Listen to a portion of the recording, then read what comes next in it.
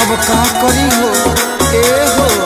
केतनो देखिया पर करीले बरफ सखी तब बोले सतावे दोनों तरफ सखी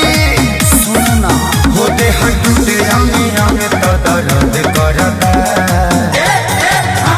तो छूटता पसीना भी रद करता हाय हाय रे गरमिया होद करता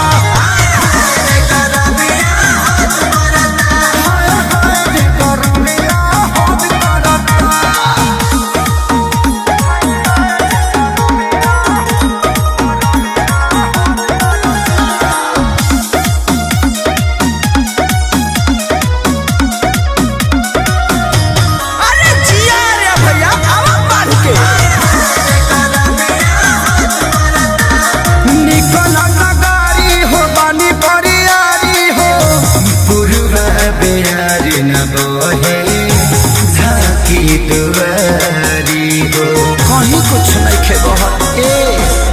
काम पंखा न कूलर एसी करे कुछ मरद जुगाड़ नहीं देसी करे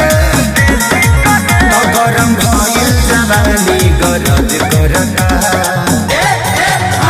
तो छूटता पसीना ब्यूटी रद करता हाय हाय रे गरमिया हद करता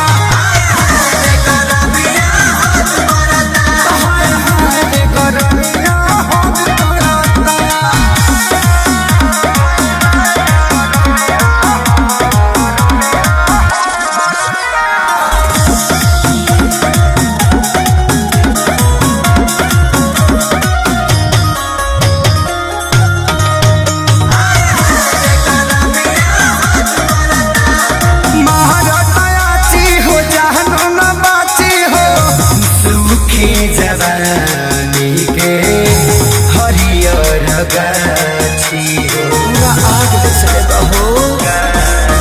दिया भुक भुकात बावे बूते के हो मन करे न खेसारी संगे सूते के हो आदर्श अखिलेश पारे सरहद करता तो छूटता पसीना भी रद करता